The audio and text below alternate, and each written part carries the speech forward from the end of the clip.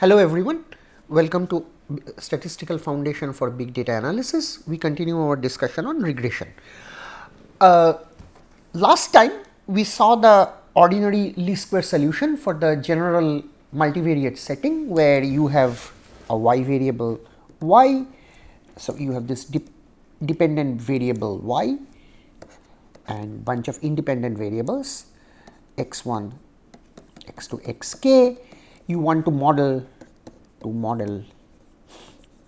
y as a linear function of x's as y equal to beta 0 plus beta 1 x1 dot dot dot beta k xk. This was the goal. Now, to achieve this goal, what we did, we collected data on xy. So, n many datas were collected. These are just the data points. You assumed that these data kind of explains the model, the underlying population well. In a sense, this is a representative data. So, the least square principle, as we saw in case of just one y and one x case, was applied here also. You basically fit the line which describes the collected data best, that is the least square line. I mean, this is technically this is not no longer a line, but it's mostly a hyperplane, but it's still sort of a flat subspace. It's sort of a vector, like in vector space terms, it's not really a subspace, but it's an affine space, like a not a plane passing or hyperplane passing through origin, but it's a shifted one, and hyperplane passing not through origin, but with certain slope. So, it's essentially a linear object. It's a shift, it's modeled after line in plane in three-dimensional space subspace, 3-dimensional vector subspace shifted by some constant in 4-dimensional space and so on. You took one such space which explains the data best, in a sense that you minimized this error. So, your data points running from 1 to n, because there are n many data points, you took the observed y value and subtracted the potential predicted y values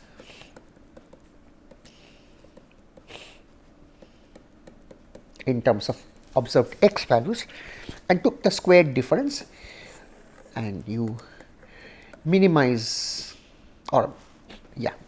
this with respect to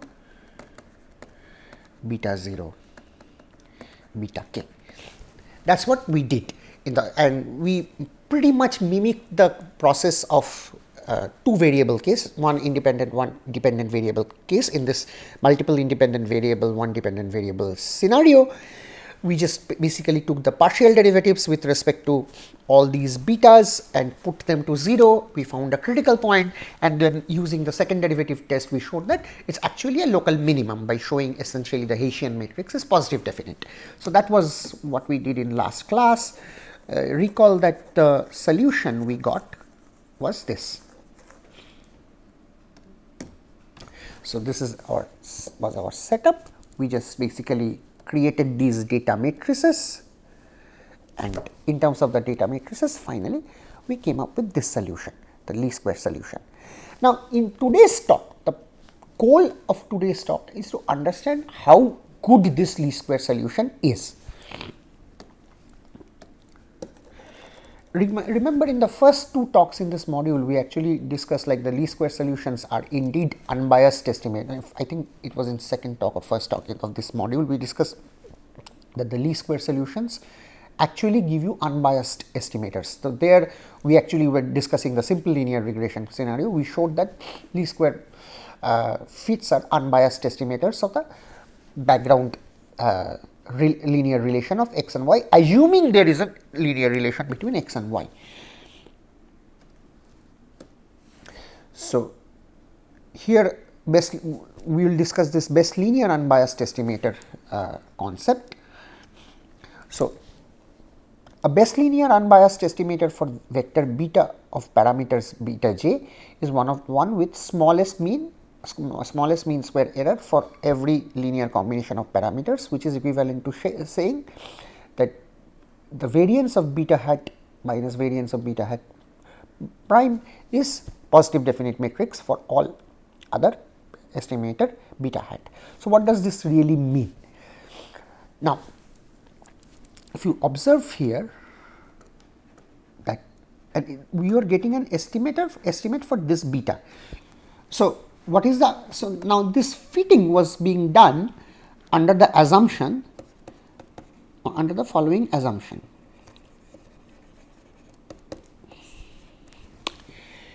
Population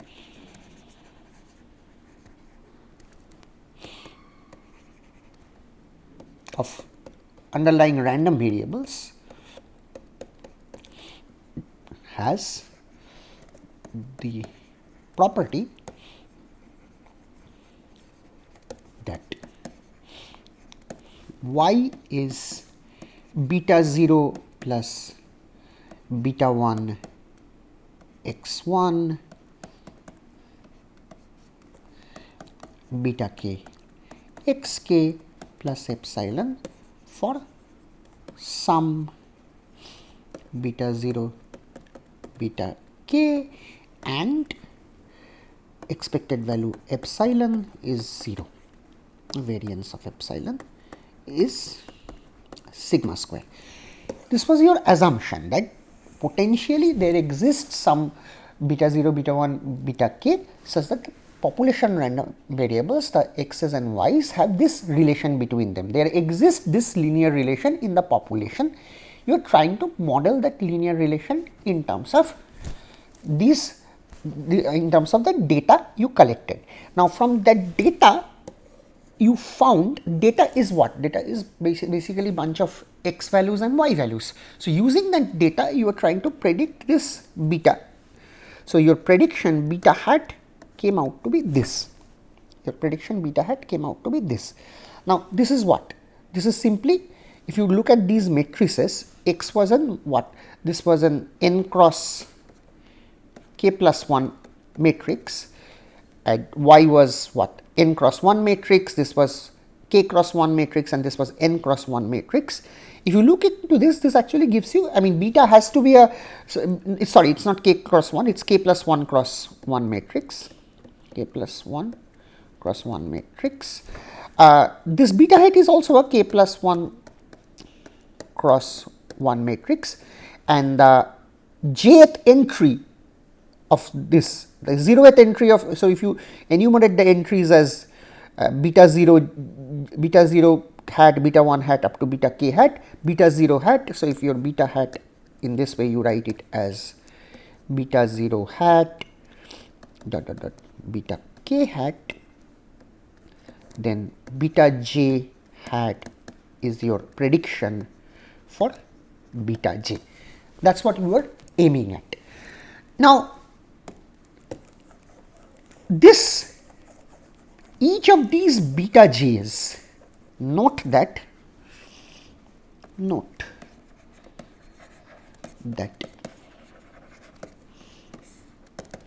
for all j, beta j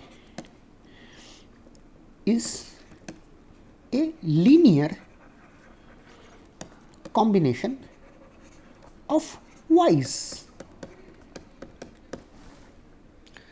So, the word linear modeling, linear regression also comes from this linearity of the y variables.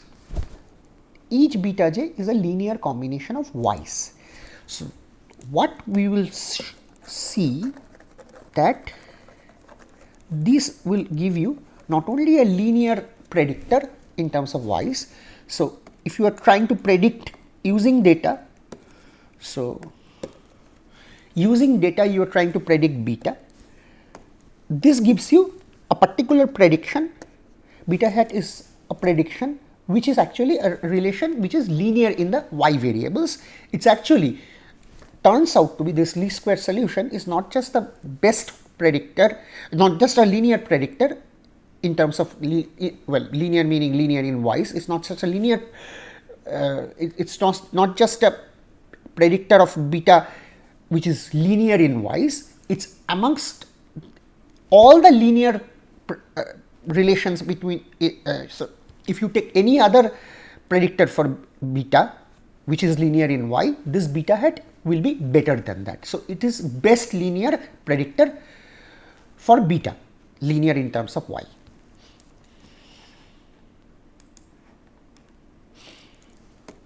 So, this is what's the formal definition, best linear unbiased estimator.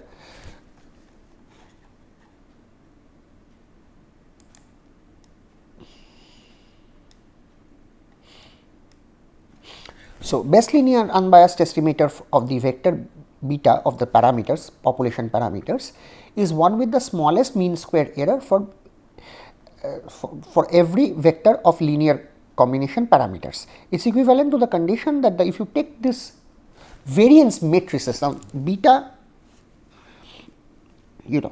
any predictor beta hat has to be, I mean, if beta hat predicts this beta, which is just basically beta 0 dot dot dot beta k, this also will be something like beta hat 0 dot dot dot beta k hat. Now, each of these are random variables.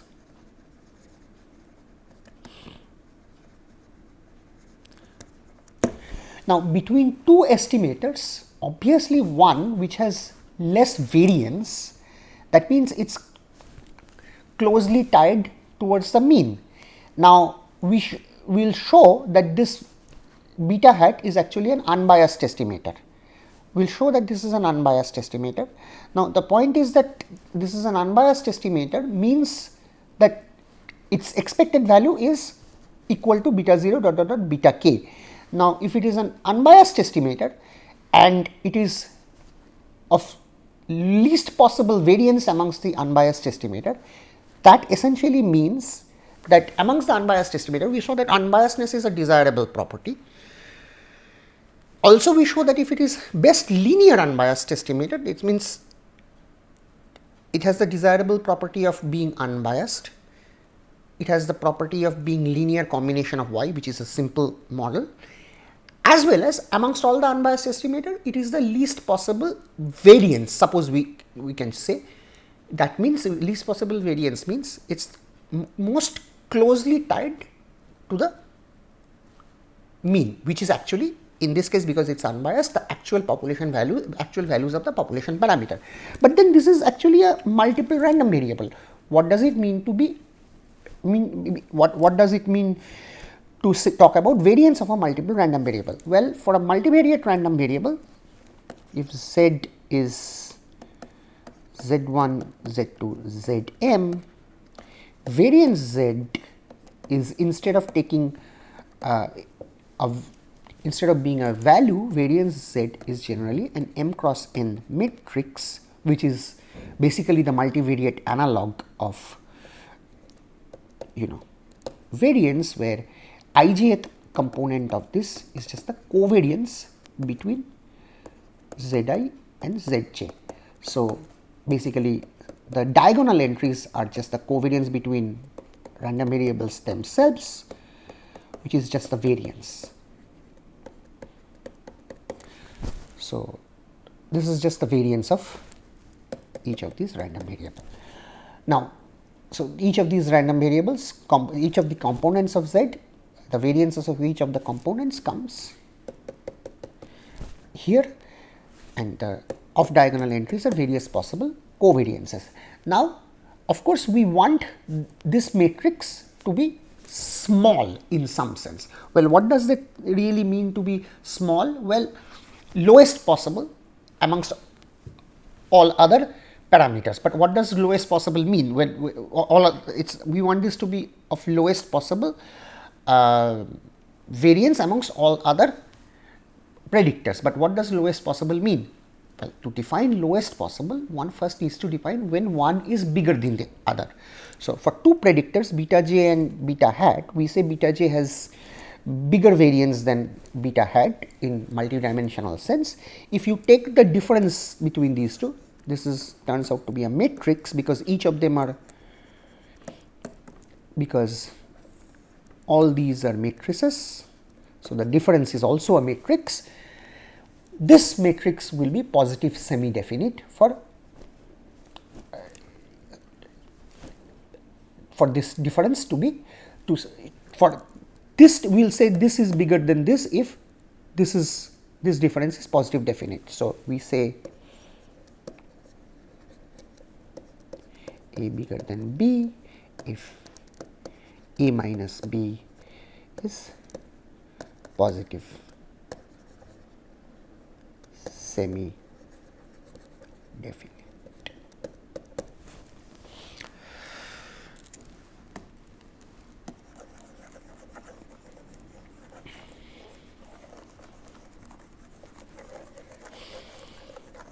So, in particular our ordinary least square estimate beta hat will be an unbiased estimator.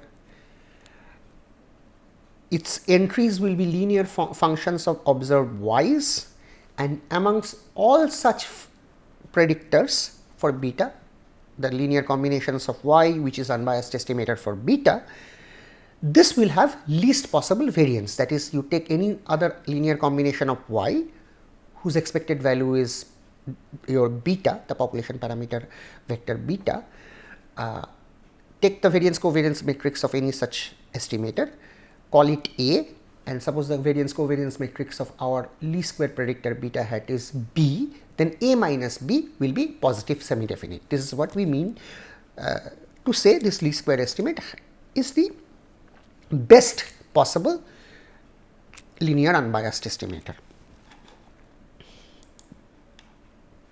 So, our assumptions are expected value of epsilon I is 0, variance of epsilon I square is variance of So, our assumptions are expected value of epsilon I is 0, variance of epsilon I is sigma square, and covariance of 2 epsilon I epsilon j is 0. See, our data points x1, y1, x2, y2 dot dot dot xn, yn are IID. In one component of IID means they are independent. So, if two data points xi, yi and xj, yj are independent, that means their error terms involved in those two data points epsilon i's are also independent. So, their covariance will be 0, and each of them has same variance as that's what we have assumed. So, each epsilon I has same variance sigma square. So, that is our assumption. Now, we prove our main theorem. You take this model and you take the ordinary least square estimate from this model. This is the best linear unbiased estimator for beta. Now, let us get into the proof. So, let beta hat be another linear unbiased estimator where basically you denote D by C minus the matrix of our least square estimator.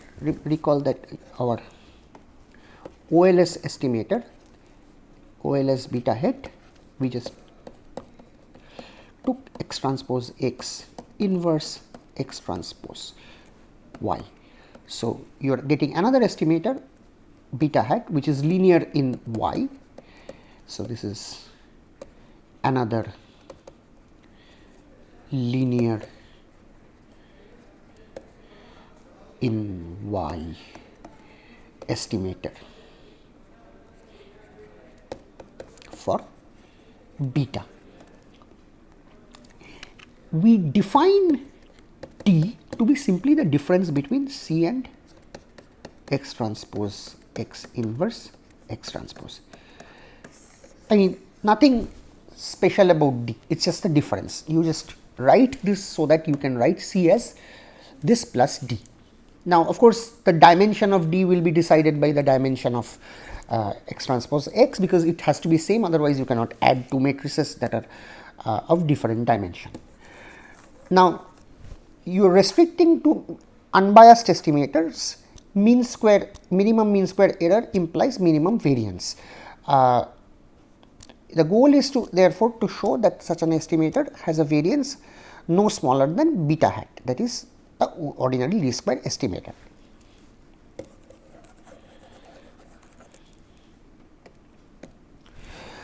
So, now let us get into the expected value first. So, because this is unbiased estimator, expected value of beta hat is beta, we know, but expected value of beta hat is just expected value of Cy, which is x transpose x inverse x transpose plus dy. Now, y we know is x beta plus epsilon, these are random variable, we are talking about x and y. Now, when you replace y by x beta plus epsilon and you just do the whole multiplication, note that what happens is that, like, if you are taking, so you know, when you are talking about expected value, you are doing expected value keeping x fixed. So, you are assuming x fixed. So, when you expand it out, so you are basically doing expected value here, expected value, we assume x is fixed and y varies. So, you are trying to model y keeping x fixed. So, you basically take this expected value to be expected value of with respect to y keeping x fixed. So, this is the expected value we are doing. So, then what happens is that, like, the only variable term here, random term here is this. So, this whole product x beta times this thing comes out and you are simply left with epsilon of this. But then these matrices themselves are also, you know, these are matrices of constants. So, I mean, because x fixed, D is a matrix of constant and x is also a constant because you are keeping x fixed. So, this whole expression becomes just this. Now, expected value, but what is expected value of epsilon? So, y is x beta plus epsilon. Recall that in our model, expected value of epsilon is 0. So, this term just becomes 0. So, you are left with this, but then if you multiply, this is gives you dx beta, fine, but what is this? This is just x transpose x inverse x transpose x, this is just gives you identity matrix. So, this turns out to be expected value of beta hat turns out to be identity plus dxb. But if you want unbiasedness,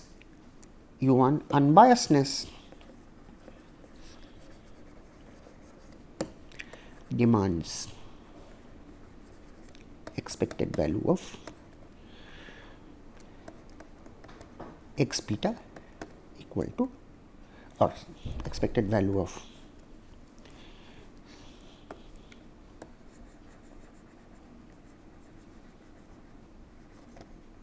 demands expected value of beta hat to be equal to beta. This tells you, because this is ik beta plus dx beta, which is beta plus dx beta, you want this to be 0. So, this tells you dx is 0.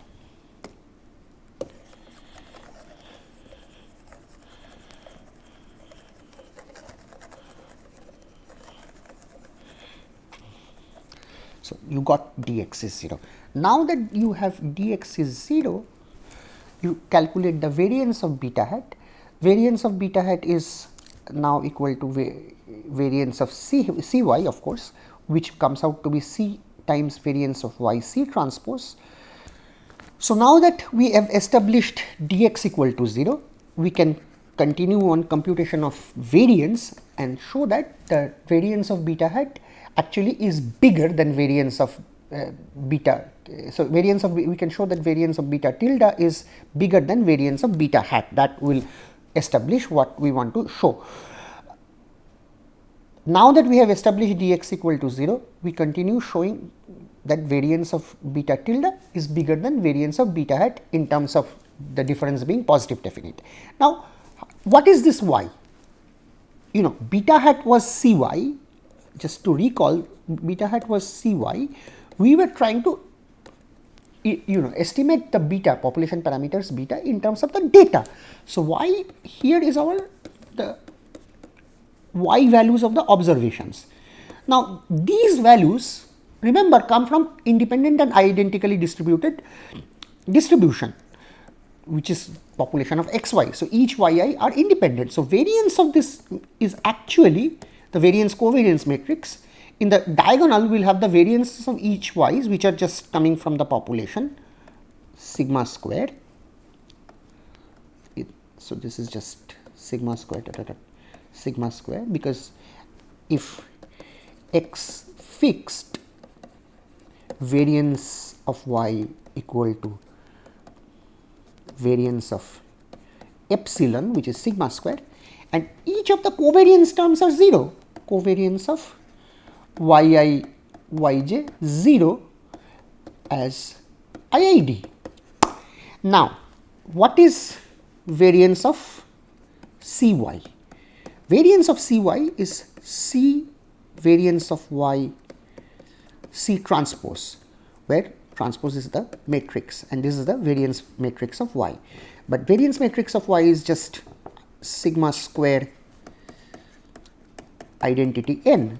So, sigma square identity n c transpose. So, this becomes just c transpose and a constant sigma square lurks. This is exactly what we are getting. Now, again put the value x transpose x inverse x transpose plus d in place of y, expand it out and do the calculation.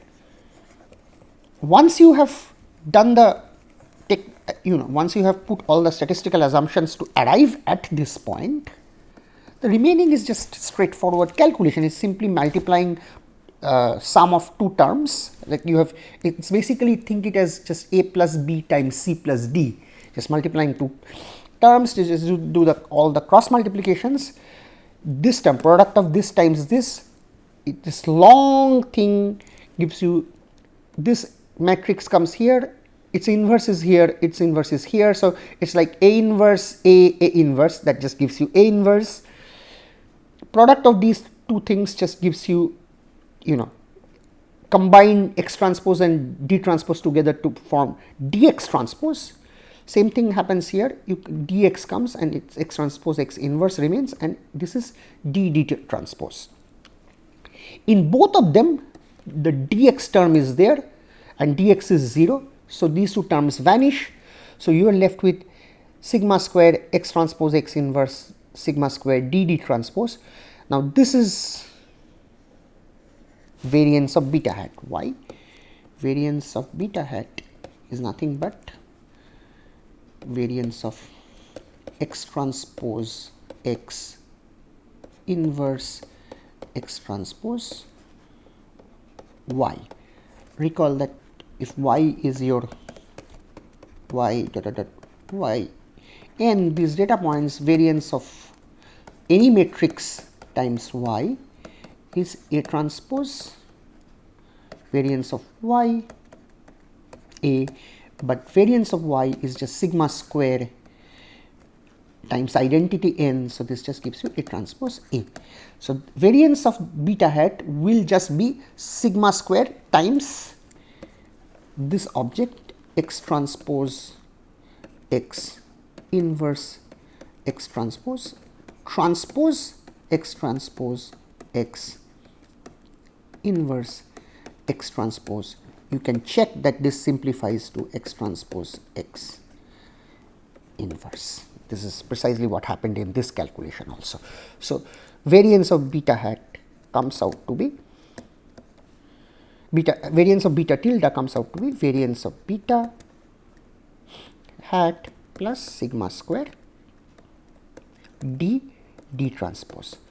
Now, d transpose is always positive semi-definite. I am not getting into positive semi-definiteness theory in this course that much, but just observe this pattern that a same matrix is getting multiplied with its transpose. It's the matrix theory generalization of getting square of an element. Just like square of an element is always non-negative, here and like for non-zero, square of an element is actually non-negative and as long as the element is non-zero, it is positive.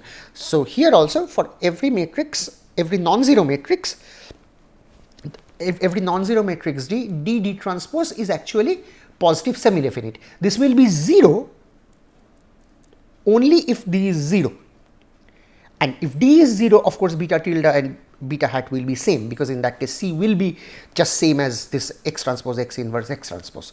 So in particular this matrix exceeds this matrix. So the variance of beta hat exceeds variance of beta, because the difference is a positive semi-definite matrix. So this shows that, like, amongst all the linear unbiased estimator, beta hat has the least possible variance.